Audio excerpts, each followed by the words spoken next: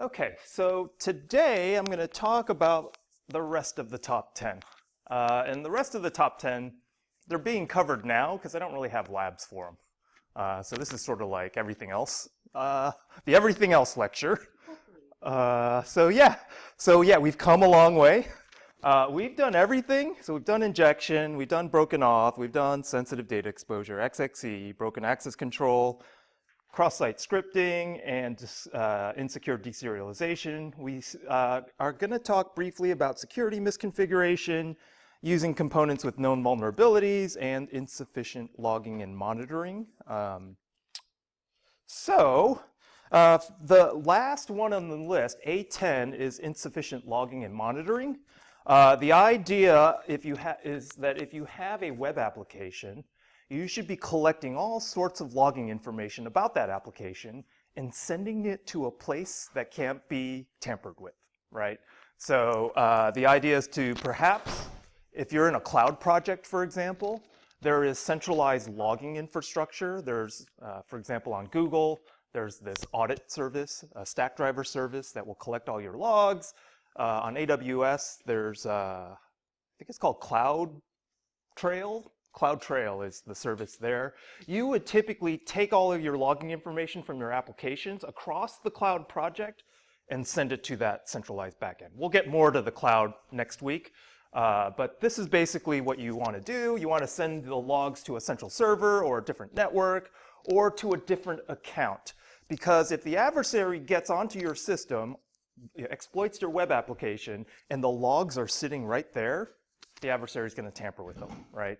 I don't exist. My access didn't happen. I'll just delete those logs. There's a very famous case. Kevin Mitnick was this very famous hacker, and he hacked into a system, and Susumu Shimomura is the guy who was running this system that Mitnick hacked into. And what Mitnick did is he logged in. He realized that the process of logging in would alter this wtemp file. So on Linux, when you SSH into a machine in var log wtemp, that entry gets added. And so Mitnick knew this. And so like any good hacker trying to cover their tracks, he went and deleted the entry. Now, he did not know that Shimomura was sitting there emailing the wtemp logs to a different machine every time a login happened, right? And so he got two emails that showed the exact same thing, which means that this thing, that like something had happened, something had been tampered with in the logs, and that's what alerted him to the fact that his machine got compromised. And Mitnick was such a good hacker that nobody else had figured this out, and it was only until that particular machine got broken into that Shimomura really took it upon himself to chase this guy down. Like, Mitnick would not have been chased down without Shimomura sort of like obsessively going after him because of this. And there's this story, there's the book, actually. I think it's called Takedown. That book describes the whole process of this activity. And so that is the classic example of why you want to ship your logs somewhere else. Moreover, when you ship your logs somewhere else, you have to make sure that the machine that is shipping the logs out doesn't have access to log into that logging server to delete them, right? Like it should be append only, the other side. So that's pretty long-winded, but I wanted to get that out there. So there are many ways to log data, like all different files in the file system, all different application level ways of logging things. So on Unix, syslog is for the system events. wtemp, utemp, and btemp are for login events. Well, these are deprecated, but there's a login log file. There's web server access, so var log HTTP has access logs for your web server. Windows has their security access logs, etc. This is an issue. So there is a lot of work in the security world on these things called SIEMs. So this is a security information and event management solution. And if you go and you look for security jobs, you'll see that a lot of them are SIEM management, where you're sitting in front of a seam trying to make sense of what's going on in your application and in your security, and then doing some actions on it. So seams are essential in what they call sort of security operations centers that respond to potential breaches. And the idea of a seam is that you need a central place, central visibility to view all of the events going on in your enterprise or in your cloud project. So that's what these things are. There is an open source stack called ELK, which stands for Elasticsearch, Logstash, and Kibana. These are cloud native projects that a lot of people have standardized on in terms of their collection. The industry standard is this thing called Splunk.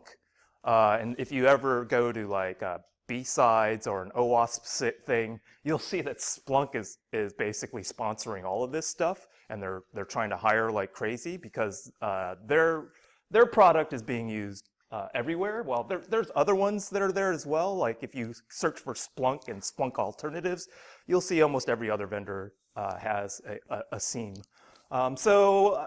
In terms of what it's actually doing, this is one of the better pictures. You have all of these sources of log data, and every piece of log data has a different format. And so you need to be able to normalize the log entry. And that's what Logstash is doing. So that's the L in ELK. The Logstash is sitting there trying to normalize the format of it. And moreover, when you have a bunch of log data, you want to be able to query it. And so in order to query it efficiently, in the database class, hopefully you've learned about building an index. That's what the Logstash stuff is doing. Building indexes on common search sort of terms that you would want to point at the log data. And then Elasticsearch is the backend database to store the log information. This is where you would send queries about log events that you want to learn about. And then Kibana is the web UI to that. So that's the idea of this. And that's really all I'm going to talk about for logging and monitoring. There is some cynicism in the community that these guys paid to get on the list, right? Like, I need my product to be in there in the top 10. And so like this was the last one people were a little upset about because, you know, maybe Splunk sponsoring OWASP allowed their product to be A10. Because, you know, everything else is a vulnerability. This is sort of like, you know, add something to your solution. So yeah, I'm not saying I do, but some people have that view. They're pretty cynical, but like. But I also feel like if the average time to finding a compromise is 2 years, and the law is supposed to be there to help us, clearly we're doing that wrong. But yeah. I like good conspiracy theories. We're all about conspiracy theories in this country, so that's one of them. You just file that away wherever you want to file your conspiracy theories. Some people file it up at the top. Some people are like, okay, it's just another one of those. The next thing is security misconfiguration. There's not a lot to talk about here, but it can happen everywhere. So if you think about building a web application, you're building it on a bunch of stuff. There's a huge foundation of services, operating system, libraries, and software that you are building your stuff on top of. And you have to make sure it's securely configured, not only at the time that you set the thing up, but throughout the entire lifetime of that thing that you're building. Most people are like, ooh, sweet, I got the thing to work. Ship it and forget, right? But like, you have to think about, well, how is this thing gonna live? This is the security development lifecycle, right? And when you talk about this, the software development lifecycle, people need to build in how is the security part going to be part of this life cycle. And this is a problem because if you look at your app and everything that it depends upon, you see that everything is vulnerable. The QA servers, the source control servers, the development servers, the production servers. You got a web server, you got the operating system, you got the backend database. You got a lot of things there that could go wrong. And so this is something that misconfiguration can happen anywhere. And as soon as you misconfigure something, you have the opportunity to be compromised. So some concrete examples of misconfiguration, not properly reducing the privileges of services. So if you're running a web server, Hopefully you're not running it as root. Hopefully you have reduced the privileges to the appropriate user account to run the web server or with a minimal set of permissions.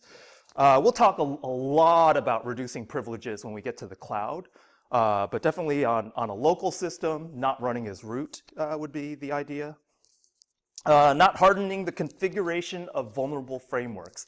And we are just pointing at PHP for this, because PHP has this php.ini file that can control how vulnerable your PHP instance is. So things like disabling all of these dangerous evaluation calls would be something you probably want to do.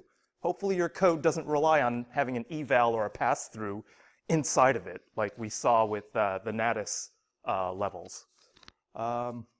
With the insecure deserialization level for Natus, I think that had a pass-through. So there are a bunch of knobs that you can apply in PHP to basically knock out a lot of these vulnerabilities that we talked about in the other top 10.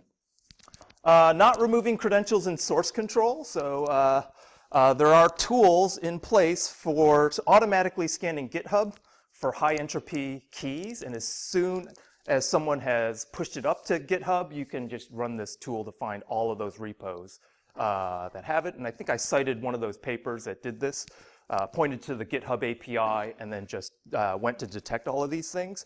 There is an add-on to Git, so you can install this add-on called Git Secrets that will prevent you from doing a Git push where the commit that you're trying to push has a key in it. So that's really useful. Like if you installed this company-wide, then you can ensure that your developers aren't going to push a commit that accidentally exposes an API key. So it's going to look for a high entropy string and then just say that's disallowed. Or it's at least going to warn you that you're about to commit something that you shouldn't. Not changing the default credentials. So if you're manufacturing a device, you need a process for the user to change those. Improperly configured networking. So this is something that's coming into play recently. People are forcing the use of HTTPS in their sites. And so unless you have encoded that in your web server configuration, your site will be accessible over both the clear and in the secure. And what you would want to do is shut the insecure one if possible and then move over. Not disabling deprecated versions of HTTPS, of TLS protocols. So they have found vulnerabilities in older versions of TLS. The problem is that the person who's deploying the server has to disable the downgrade attack. So where the client says, hey, I can't do the recent version, I can only do the vulnerable old version. And then if you have allowed that on your server, then the client has the ability to be attacked. Not enabling HSTS, so this forces the use of HTTPS, so getting on that preload list so that on that first access to that site, the browser knows to always use HTTPS so that you can't get the man-in-the-middle attack on the very first request that goes into the clear. Improperly configured administration tools. So this was an interesting one, and we're going to cover the cloud in the next half of this course. But there was a configuration. So this cloud provider had this way of managing all of the machines in its fleet. And the way it did it was that it had an SSH key, a management SSH key, and then every single virtual machine in its fleet would allow access to that SSH key. And so that's all fine and good, but they didn't realize that there's this thing called SSH forwarding. And so what SSH forwarding does is if you leave that setting on, then when the administrator logs into one machine, and then from that machine wants to log into another machine, the SSH key and the credentials are forwarded to that second machine. And so this is useful because you don't want to be typing in your username and password or the SSH unlocking thing on multiple machines. You want to be able, if the admin SSHs and does multiple hops, to automatically have the initial credentials forwarded. The problem is that as soon as you allow that forwarding on a machine, an adversary who's got a regular account, the administrator SSHs into that compute instance. If you turn forwarding on, the adversary can just hijack the SSH endpoint on the machine that is his or her own, and then use that to SSH into all of the other machines in the fleet. So this gave complete access to the entire cloud backend for this particular provider, simply by leaving that thing on. And I think that thing defaults on, so that it forwards on. Okay, so, and that actually happened last September, so it's, so this obviously, this would be the misconfiguration that you would have to check for to shut down. Here's an interesting one, not filtering Unicode characters in URLs. And so Unicode characters, so we are all familiar with ASCII, but like for internationalization, we have this Unicode character set that's a 16, sometimes a 16 byte, sometimes it's larger, but it's a code set that allows us to render different characters in the URL bar. Like, so for like, if you want in, you know, Arabic or Chinese characters in the URL bar, you would do Unicode. The problem is this homograph attack, where there are characters in Unicode that look exactly like the ASCII equivalent. And so here is an example, this Apple one, where one of these characters, I don't even know which character is the Unicode one, but there is a Unicode character there, and because it's different, you can get a cert on that domain on the it's called a homograph. And I think it's the A. I can't. Yeah, this one's using the 16 bytes. So this, I think it's the A. It's the A. Let's just say it's the A. That's a different Unicode A. It's like the 16-byte Unicode A. And then you're like, that looks like apple.com. If I actually scraped apple.com and then sent someone that link, it'll show up as apple.com. And then that's the vulnerable site. And so what you would need to do, and I don't know if this is built into Chrome yet or not, is you need to configure your browser for English-speaking countries, right? And then what happens is when you get a Unicode URL, you can say Unicode characters in the domain, caution or warning. This is not the domain you think it is. And that's what this Fish AI extension is for. So this is really powerful for an adversary to do the phishing attack. So you have to make sure, this is more on the enterprise level, on all your browsers in the enterprise, unless you are in an international country, you should shut off the Unicode on this one. Because you would definitely, I would definitely fall for that thing. That looks like apple.com. In fact, it might have been a screenshot of apple.com for all I know. I'm pretty sure that, no, this actually, do I have the link? No, I don't have the link, but trust me, I think if I copy and pasted it there, I'm pretty sure it came from the article, an article on it. Actually, it's a, yeah, if you go to this, so if you click on the image, oh, I didn't put the slides up. When I put the slides up, you can click on the image and go to the article, and I think that image is from that article. Okay, so prevention.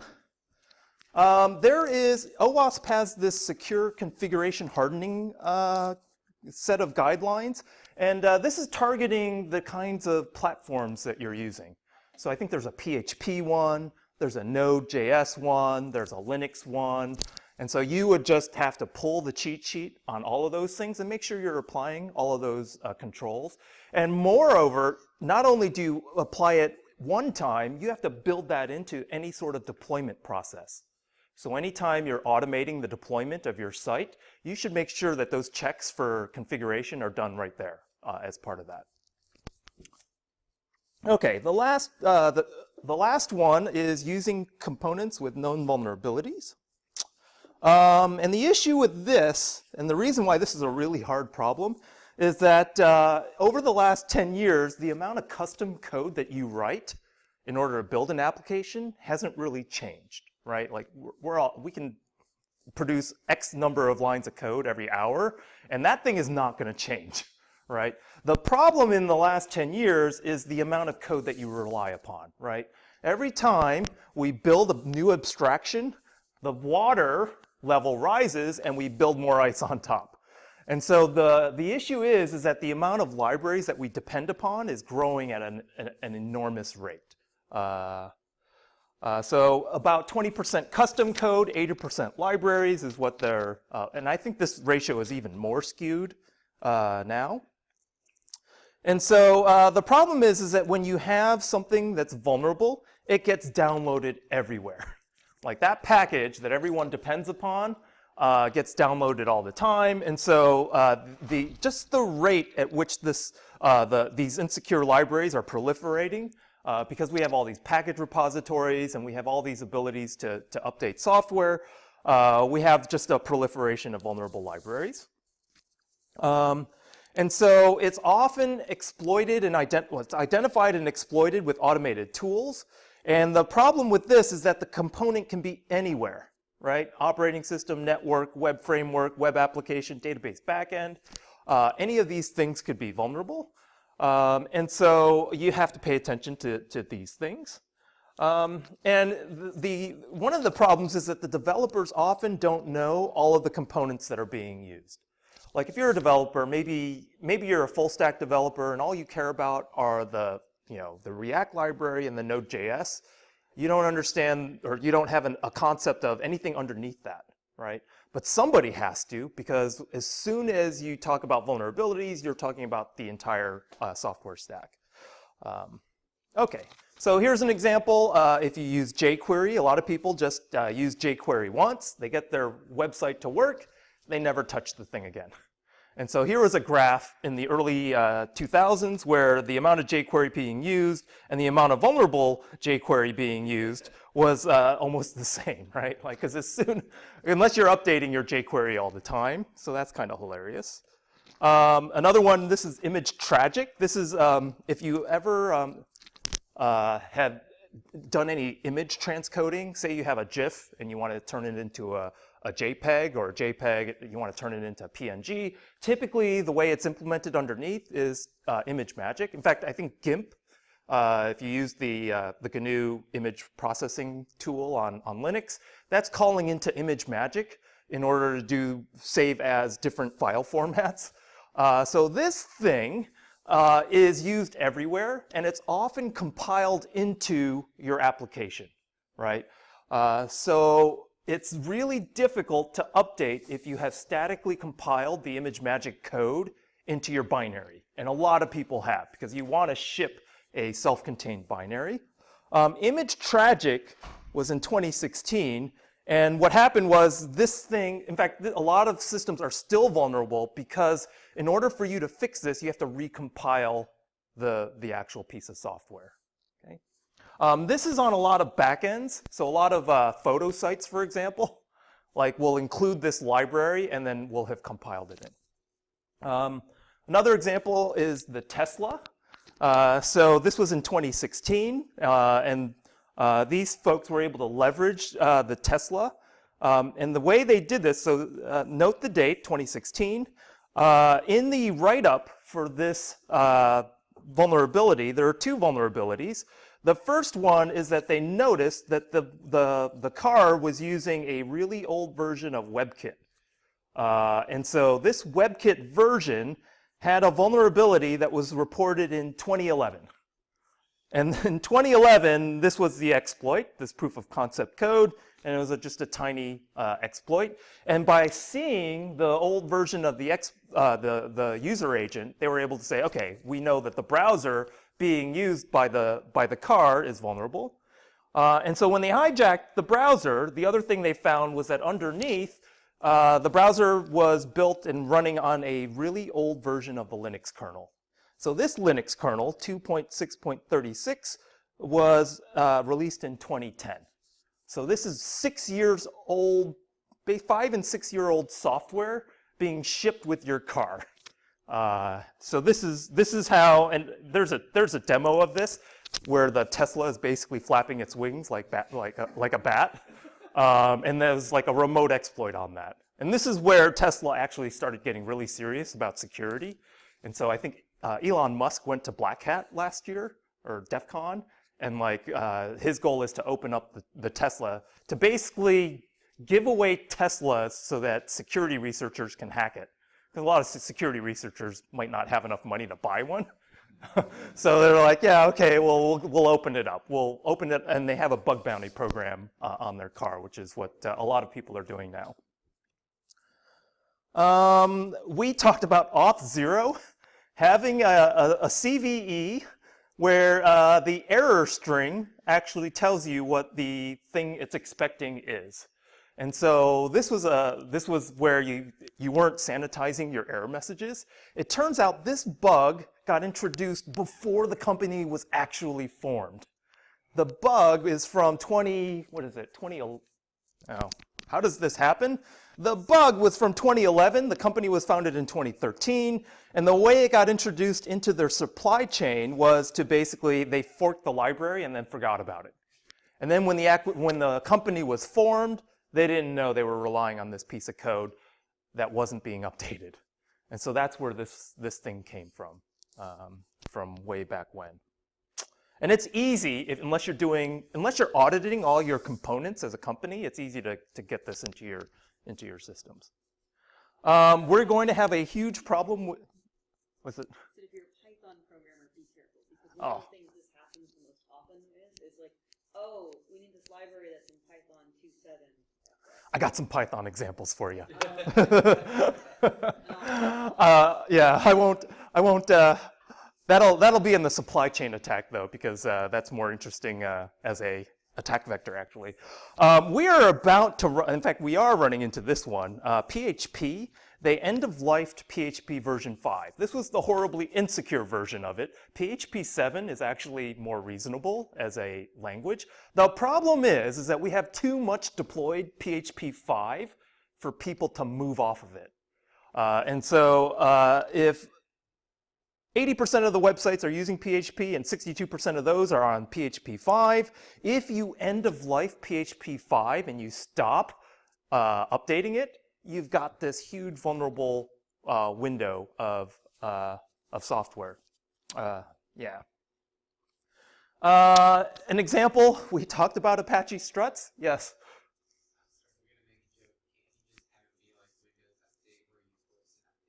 We'll talk about that actually. Yeah, we're going to talk about automatic updates, and that could be a good thing, but it could be a bad thing. Yeah, we talked about Apache struts. Equifax got completely owned. All over the news, is like lost $9 billion. But 14 months after Equifax, they scanned a bunch of sites, and lo and behold, it was like, yeah, over half of the Fortune Global 100 companies were running some instance of that vulnerable struts, right?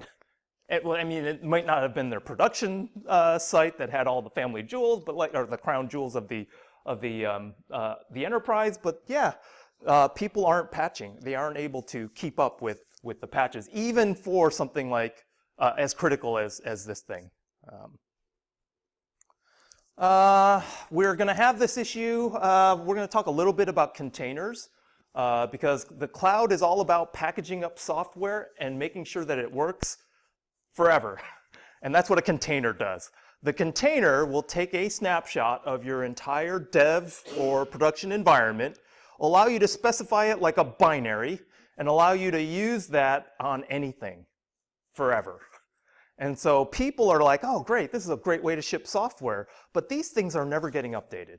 They're getting updated very rarely.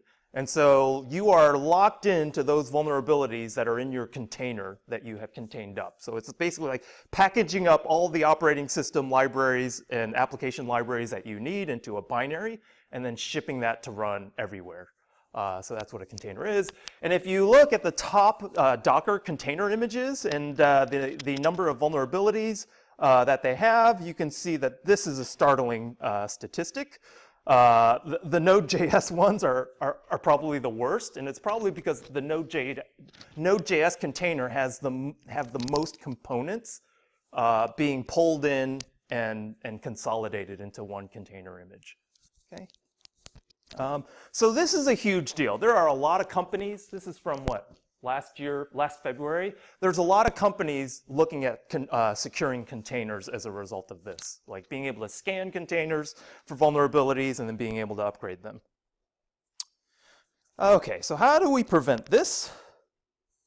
One of the biggest things is to reduce the attack surface. Like going over your package imports and getting rid of all of the packages you no longer use in your app. So basically it's just hygiene, right? All of the operating system libraries that I don't need, the network access, maybe the accounts. Maybe I have a dev account and then I ship it, and before I ship it, I remove it. That would be something that you would want to do in terms of reducing attack surface. And the same thing would apply to libraries. Continuous vulnerability scanning of your software for CVEs. So there are a class of tools that will scan for basically vulnerabilities that have shown up that might be present in your code base. So Nessus Cloud is one of these things. Security Monkey is another, and that's from AWS. And it just checks your system for any of the known CVEs.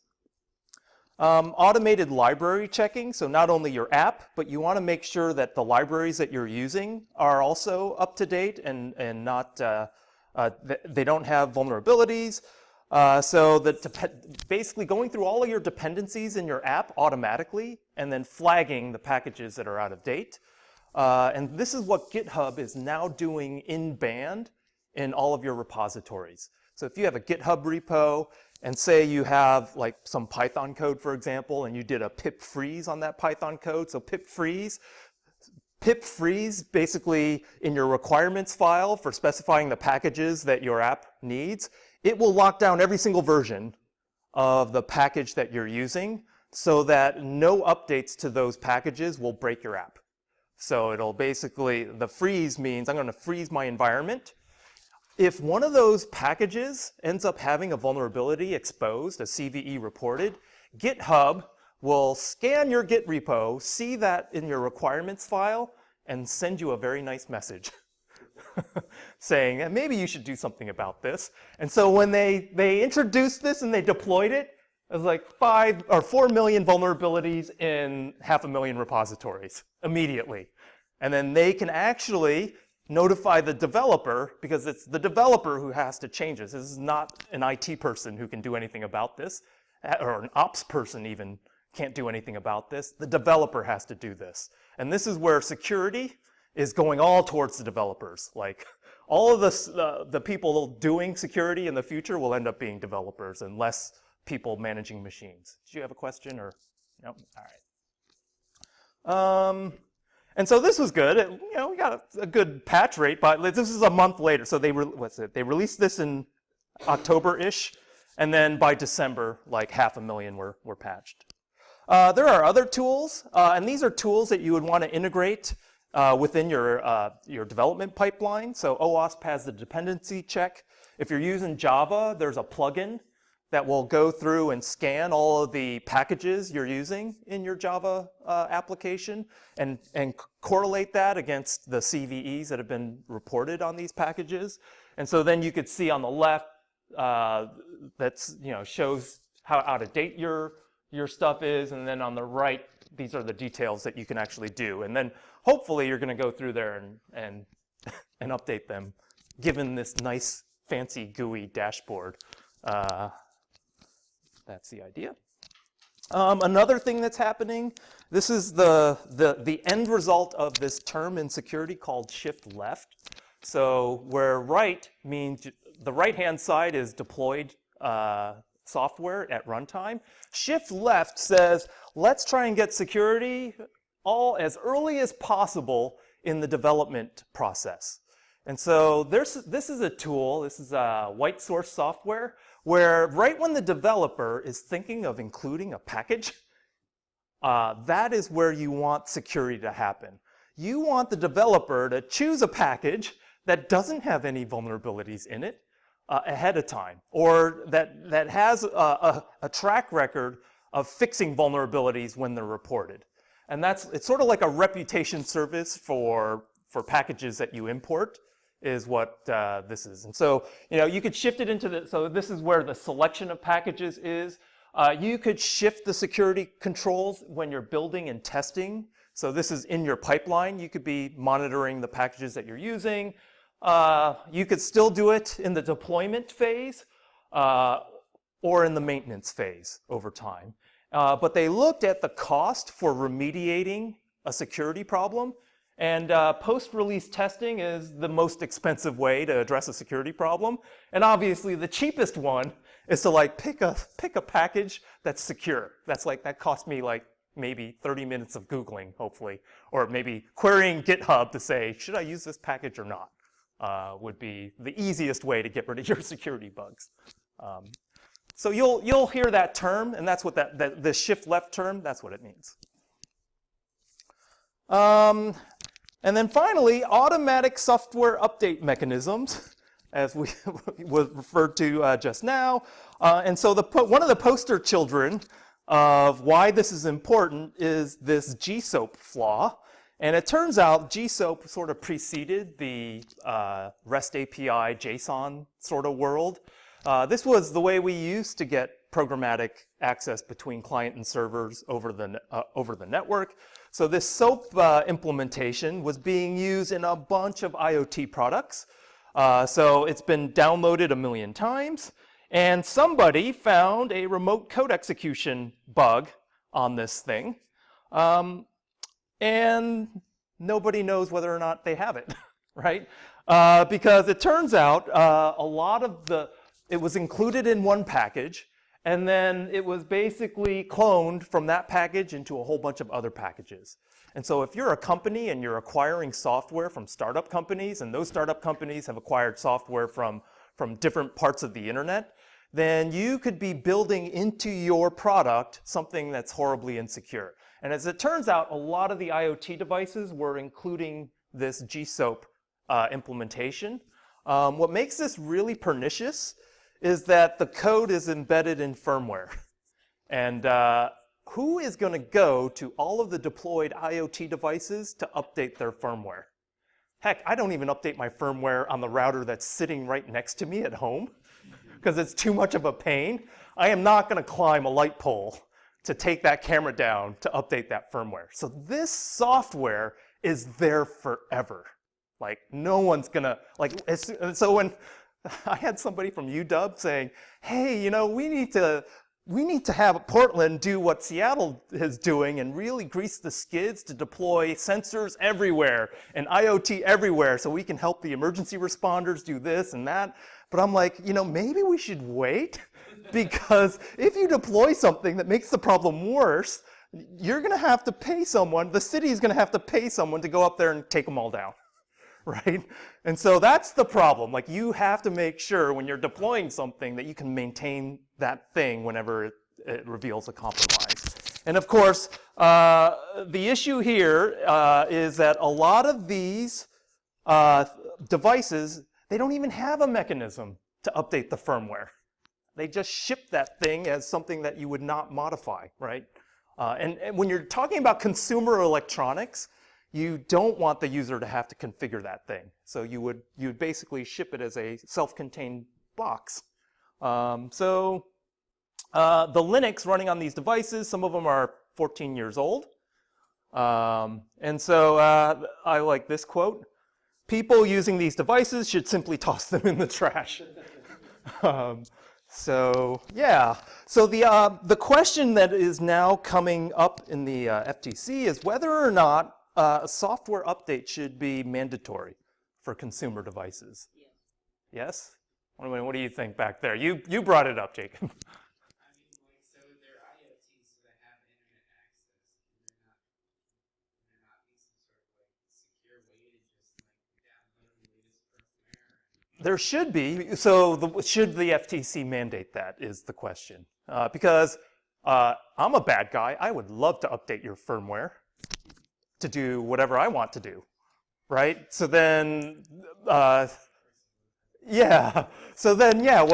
You'd have to guard against me trying to take over your IoT device as well. But yeah, what kind of facility does an IoT device manufacturer have to put into their device for this kind of thing? Okay. And then this also gets at what you had brought up. There's a huge sort of controversy as to whether or not WordPress should forcibly update out from underneath the people that are using it. So typically when you run a WordPress site, you're running it locally, you're downloading a version, and you would typically not have WordPress go in and install a new version underneath you. You would explicitly go and say, I want to update my WordPress. And so they're talking about forcibly updating these old sites in order to get them into a modern, this auto updating feature in order to get them to a modern software stack.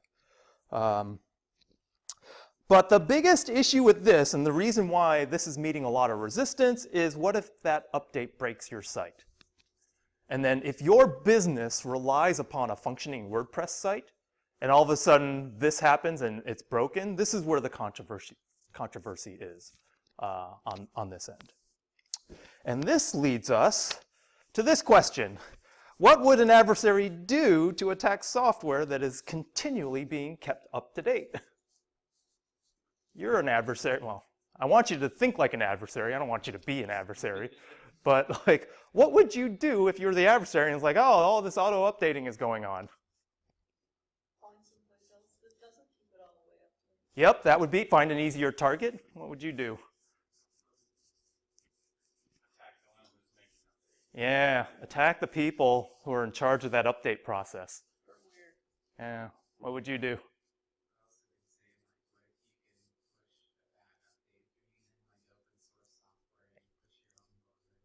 Yeah, that's what a lot of people are doing. That's what the next section is about. Supply chain attacks. So this is huge. The last year or two, and much more so than like the last time I offered this course 2 years ago. This better make the top 10 the next time it rolls around, because this is pretty devastating. Like if you're in anyone's supply chain, and all this talk about Huawei being like in our comms, our communication infrastructure, like that should give you pause, right? Because when you are attacking the supply chain is so huge that you could hide in a bunch of different places, okay?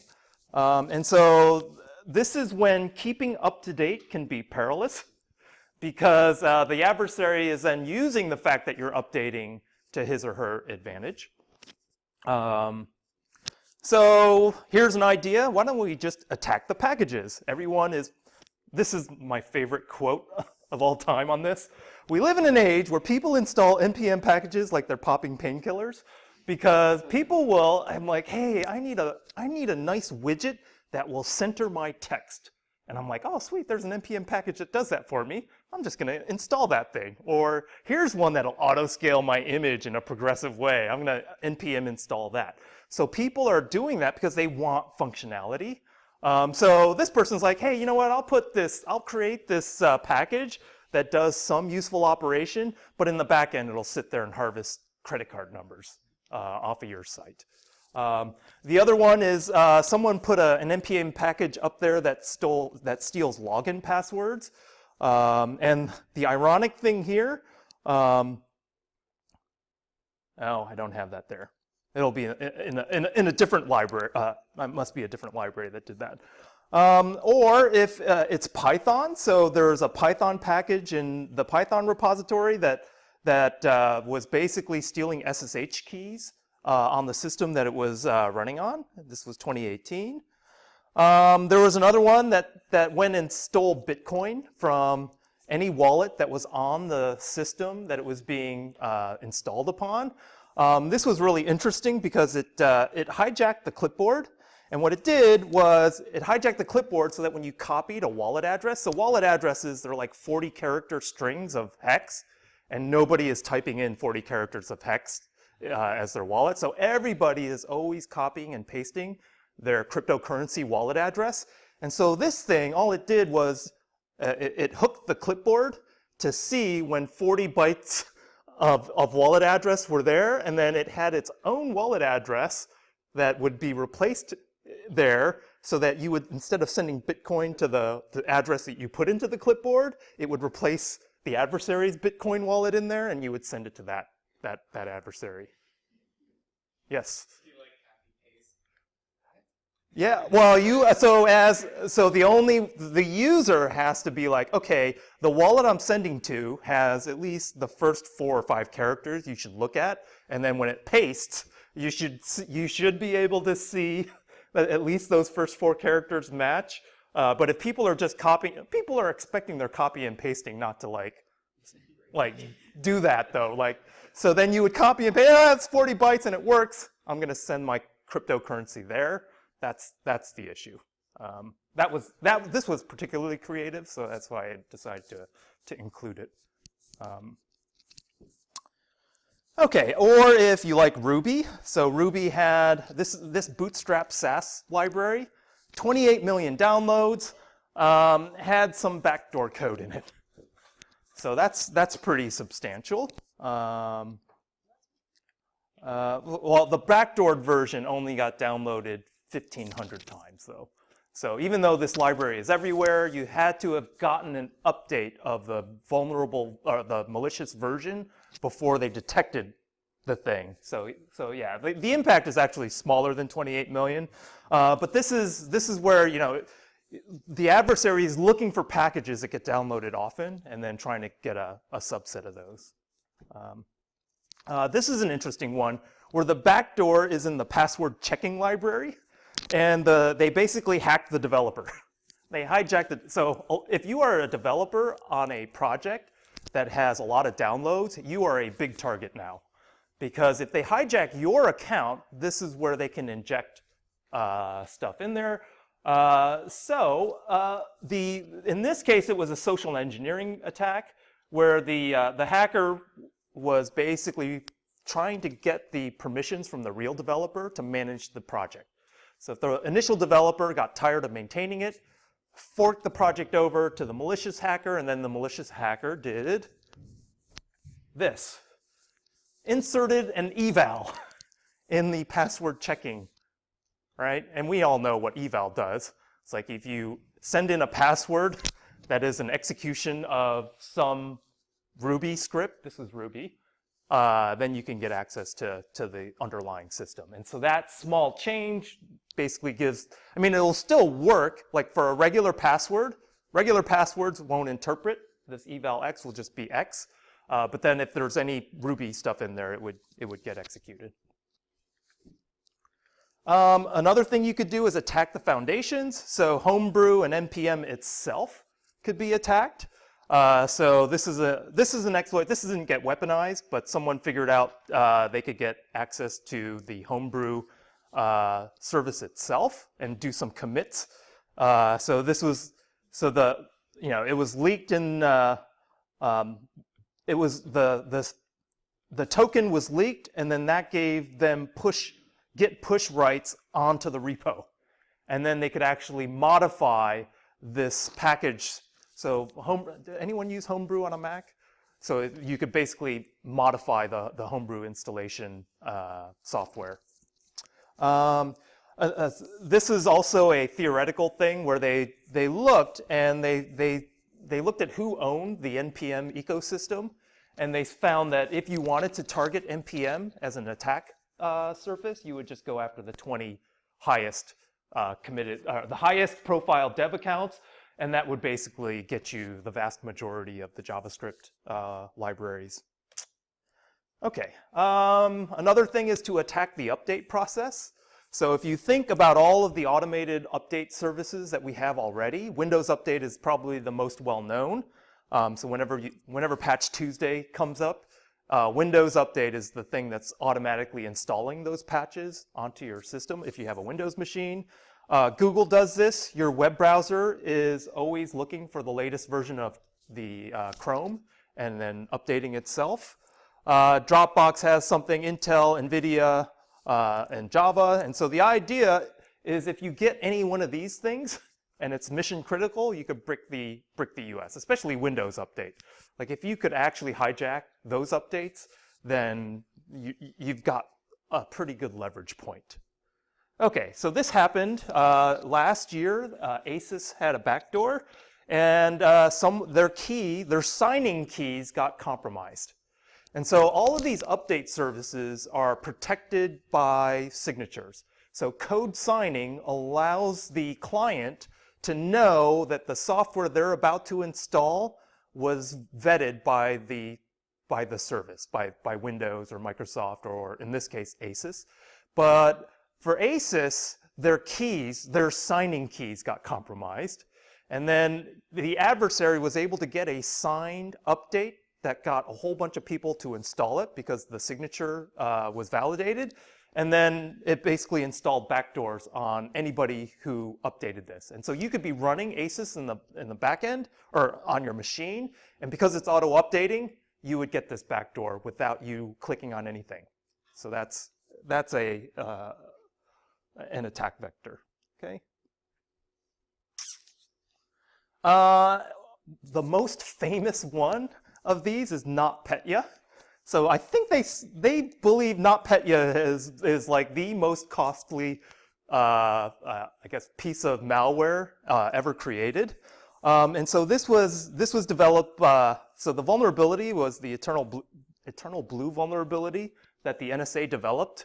And so this was basically delivered. NotPetya, they believe that this was the Russians delivering it. And then the way the Russians were targeting the Ukrainians.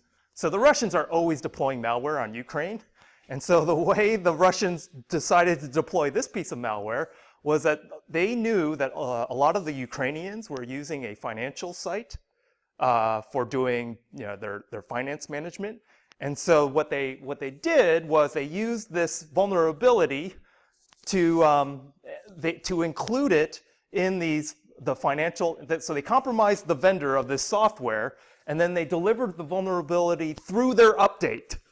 So when the customer is updating the financial software, it's getting this vulnerability exploited on their back end. Wasn't that the one that took down Maersk? Yeah, this is the one that took down Maersk. And it was initially targeting mostly Ukraine companies, but then because this is such a powerful vulnerability, it spread. And so then it basically went worldwide. And so this is the problem with updating aggressively. You'd be like, yeah, I want to update my financial software very aggressively, but this, because it was auto-updating from a quote-unquote trusted source, Russia decided to hijack the supply chain in order to distribute the malware, and that was the mechanism for NotPetya. So this is where you would, maybe I don't want to update. I'm caught in a bind. It's like a catch-22. You have a question? Yeah. Why don't we just stop using the internet? So what's really ironic is that, okay, so this is NotPetya. This is preceded by Petya, and Petya is possible because of lack of updating, right? Because if you have the SMB vulnerability on your laptop, you're like, oh, I better update to get rid of that vulnerability. But then NotPetya was because I updated too aggressively that I actually got the thing. It was Windows specific, yeah. So, okay, here's another one. Webmin, this web-based administration tool to make managing Linux systems easy. Managing fleets of Linux systems. So I don't know what Cat does to manage their Linux systems. Hopefully not Webmin. But like, if you're managing tons of Linux machines, you don't want to be logging into each one of those things to do this, that, and the other, right? You want some web console to be able to manage collections of machines. Hey, put this Windows binary on all those machines and put this Linux binary on all the Linux lab machines. And so Webmin was one of these interfaces. And someone so the adversary in this case compromised a development build server for Webmin and then injected a backdoor. And then because they were able to hijack the dev server and it went undetected, this ended up getting pushed into an update in the Webmin interface. And if you are using this tool and updating the Webmin, you updated to get a backdoor in this particular case. So this is the article that talks about this. And this happened in the fall. All right. So you could, as soon as this thing happened, then the adversary has the ability to execute commands as root. Another interesting thing is attack the operator, so social engineering on employees. So bribing the store workers and the employees would be another way, and maybe a nation state could bribe a developer of a very popular package to maybe inject a vulnerability or a weakness into their package in order to get access to targets. So this was an interesting case where $1 million in bribes to AT&T employees was uncovered for them to be able to install malware and spying devices. So that's a thing. And so the unfortunate reality, and this is why I believe this is going to be in the next top 10, whenever the next top 10 is going to be released, is that now the supply chain is going to be looked at very carefully by pretty much any adversary that's out there. So yeah, other questions about the supply chain? I want to briefly talk about the last thing. This didn't make the slides, but one of the things that I wanted to cover was this thing called post-message spoofing. And this falls into something similar to CORS. So there's one more exception to same origin, and I really wanted to cover this back when we were doing the same origin stuff. HTML5 has a way, so we talked about that, the cycle where, hey, these things can't communicate, I'm going to come up with a new thing to help them communicate better. There's too much communication here, it's insecure, I'm going to lock it down. This is the first step of that cycle. It's like, God, I can't get these two iframes to talk to each other. I need a new way that bypasses same origin so I can make this thing happen.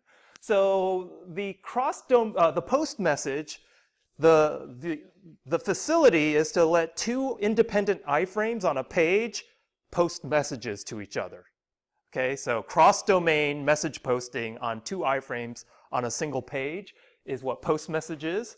And so a lot of sites are doing this now. So 65% of sites in 2016 either received or sent them. So and if you look at the prevalence of these cross-domain communications, you can see that post message is being used quite often. The only problem with the post message is that the messages aren't authenticated in between the two iframes. And so post message spoofing, which is what the vulnerability is on this one, is when you basically aren't validating that the message that you're getting is from the frame that you think you're getting it from. Okay. So here's an example where the recipient of a post message is checking to see that the message is coming from domain a.ru. And this is a vulnerable pattern because what this is doing is it's checking for a substring to be domain a.ru rather than the full string to be domain a.ru. And so the vulnerability is to do something like this. Domain a.ru.attacker.com. And then if you can inject in there, you can actually spoof. If you are actually on that page, you can spoof the message to that frame and then get access. So I just wanted to show that to you, but we don't have any labs or examples of that. So with that, that's all I have. I'll just let the rest of this time, you can just work on your labs. Are there any questions?